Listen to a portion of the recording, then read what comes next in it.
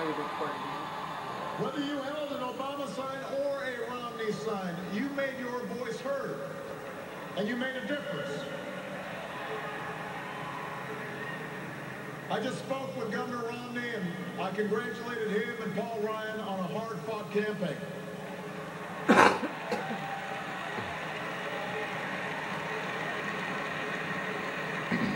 We may have battled fiercely, but it's only because we love this country deeply, and we care so strongly about its future.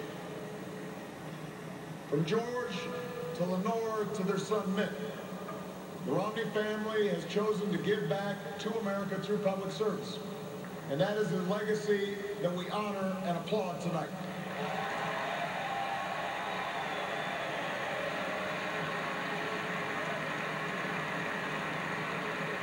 In the weeks ahead, I also look forward to sitting down with Governor Romney to talk about where we can work together to move this country forward.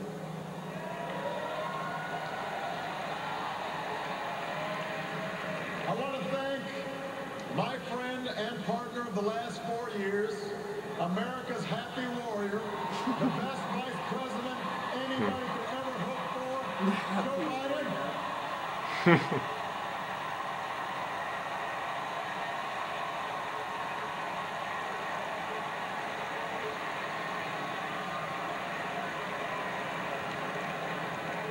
And I wouldn't be the man I am today without the woman who agreed to marry me 20 years ago.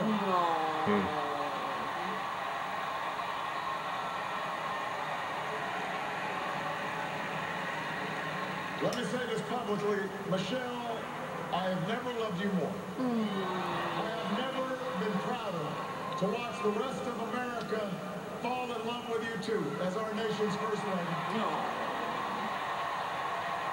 And the kiddos, too. Yep. Sasha and Malia, before our very eyes, you're growing up to become two strong, smart, beautiful young women, just like your mom. There you go. Yeah.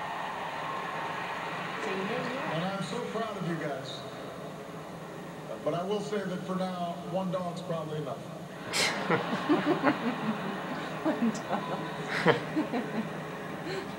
To the best campaign team and volunteers in the history of politics.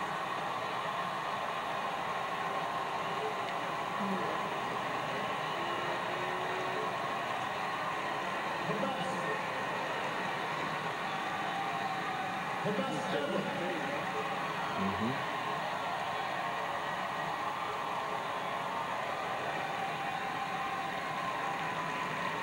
Some of you were new this time around, and some of you have been at my side since the very beginning.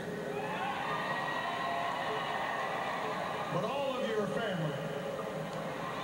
No matter what you do or where you go from here, you will carry the memory of the history we made together. And you will have the lifelong appreciation of a grateful president. Thank you for believing all the way through every hill, through every valley. You lifted me up the whole way, and I will always be grateful for everything that you've done and all the incredible work that you've put in.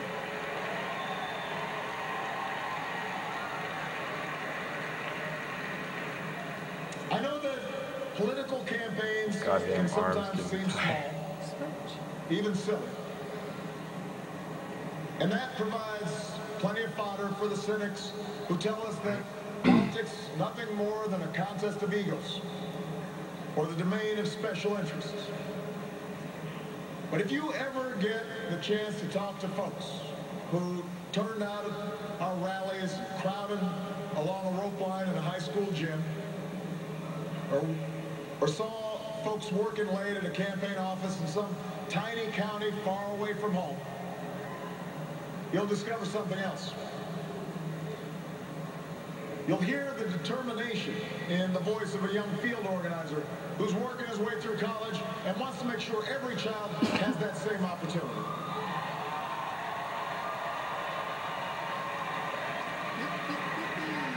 You'll hear the pride in the voice of a volunteer who's going door to door because her brother was finally hired when the local auto plant added another shift.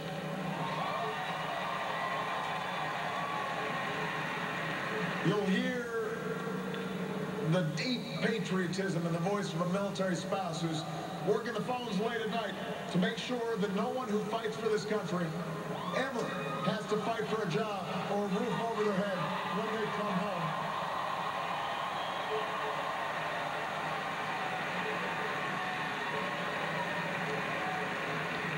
That's why we do this. That's what politics can be. That's why elections matter. It's not small, it's big. It's important. Democracy in a nation of 300 million can be noisy and messy and complicated. We have our own opinions. Each of us has deeply held beliefs. And when we go through tough times, when we make big decisions as a country, it necessarily stirs passions, stirs up controversy. That won't change after tonight. And it shouldn't. These arguments we have are a mark of our liberty. And we can never forget that as we speak, people in distant nations are risking their lives right now just for a chance to argue about the issues that matter. The chance to cast their ballots like we did today.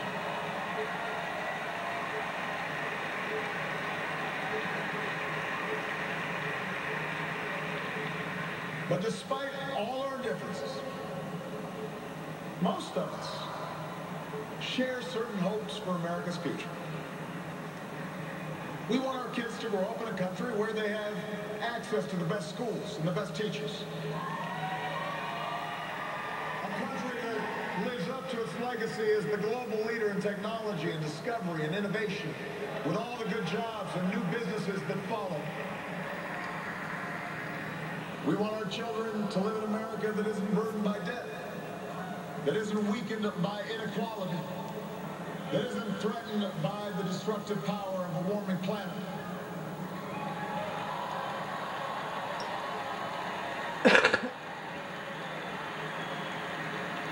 We want to pass on a country that's safe and respected and admired around the world. A nation that is defended by the strongest military on earth and the best troops this world has ever known.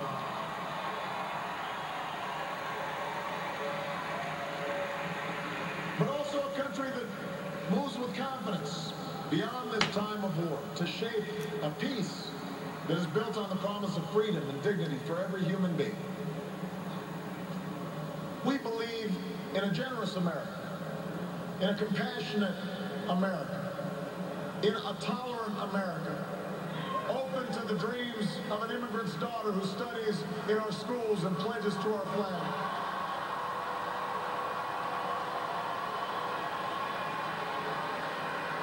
To the young boy on the south side of Chicago who sees a life beyond the nearest street corner.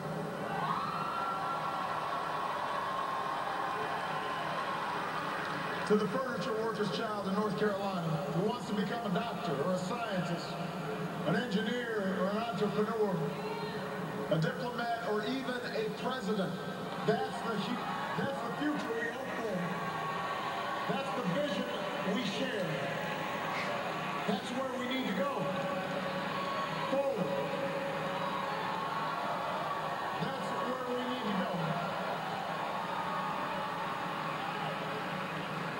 Now we will disagree, sometimes fiercely, about how to get there. As it has for more than 2 centuries, progress will come in fits and starts. It's not always a straight line. It's not always a smooth path. By itself, the recognition that we have common hopes and dreams won't end all the gridlock, or solve all our problems, or substitute for the painstaking work of building consensus and making the difficult compromises needed to move this country forward. But that common bond is where we must begin. Our economy is recovering. A decade of war is ending. A long campaign is now over.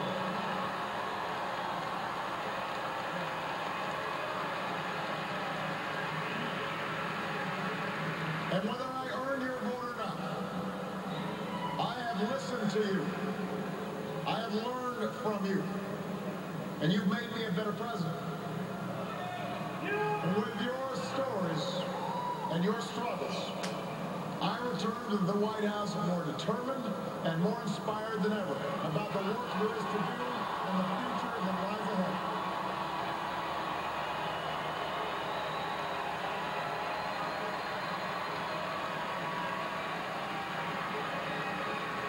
Tonight, you voted for action, not politics as usual.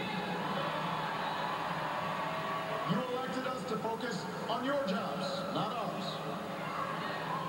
And in the coming weeks and months, I am looking forward to reaching out and working with leaders of both parties to meet the challenges we can only solve together.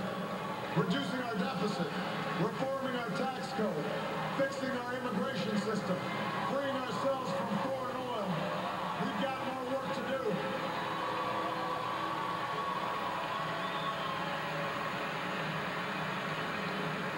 But that doesn't mean your work is done. The role of citizen in our democracy does not end with your vote. America's never been about what can be done for us. It's about what can be done by us together through the hard and frustrating but necessary work of self-government. That's the principle we were founded on. This country has more wealth than any nation, but that's not what makes us rich. We have the most powerful military in history, but that's not what makes us strong. Our university, our culture, are all the envy of the world, but that's not what keeps the world coming to our shores. What makes America exceptional are the bonds that hold together the most diverse nation on earth. The belief that our destiny is shared, that this country only works when we accept certain obligations to one another and the future generations, so that the freedom which so many Americans have fought for and died for comes with responsibilities as well as rights, and among those are love and charity and duty and patriotism. That's what makes America great.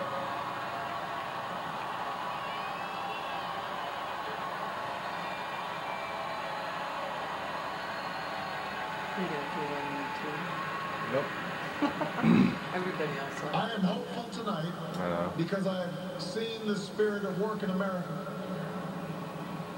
I've seen it in the family business whose owners would rather cut their own pay than lay off their neighbors. And in the workers who would rather cut back their hours than see a friend lose a job. I've seen it in the soldiers who re-enlist after losing a limb. And in those SEALs who charged up the stairs into darkness and danger because they knew there was a buddy behind them watching their back.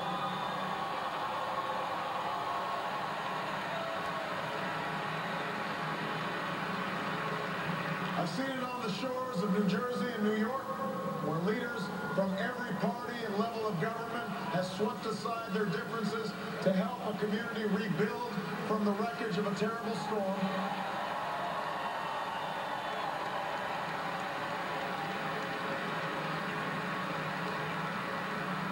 And I saw just the other day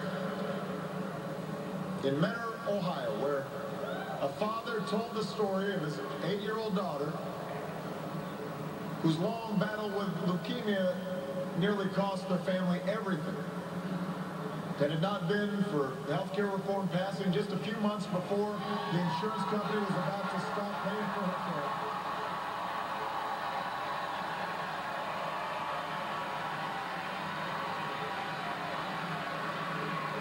I had an opportunity to not just talk to the father, but meet this incredible daughter of his.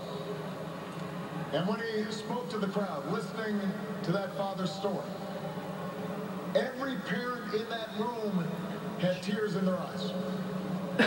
Because we knew that little girl could be our own. And I know that every American wants her future to be just as bright. That's who we are.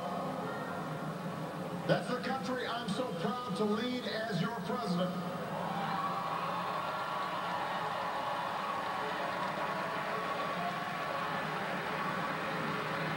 And tonight, despite all the hardship we've been through, despite all the frustrations of Washington, I've never been more hopeful about our future. I have never been more hopeful about America. And I ask you to sustain that hope. I'm not talking about blind optimism, the kind of hope that just ignores the enormity of the tasks ahead or the roadblocks that stand in our path. I'm not talking about the wishful idealism that allows us to just sit on the sidelines or shirk from a fight.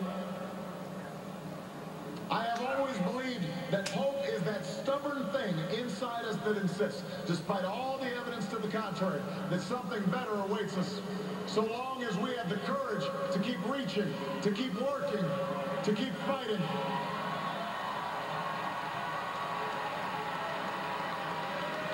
America, I believe we can build on the progress we've made and continue to fight for new jobs and new opportunity and new security for the middle class. I believe we can keep the promise of our founding. The idea that if you're willing to work hard, it doesn't matter who you are or where you come from or what you look like or where you love. It doesn't matter whether you're black or white or Hispanic or Asian or Native American or young or old or rich or poor, able, disabled, gay or straight. You can make it here in America if you're willing to try.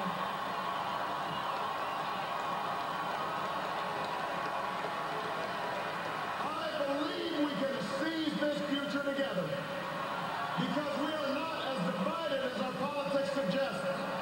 We're not as cynical as the pundits believe. We are greater than the sum of our individual ambitions, and we remain more than a collection of red states and blue states. We are and forever will be the United States of America. And together, with your help and God's grace, we will continue our journey forward and remind the world just why it is that we live in the greatest nation on earth. Thank you, America. God bless you. God bless these United States.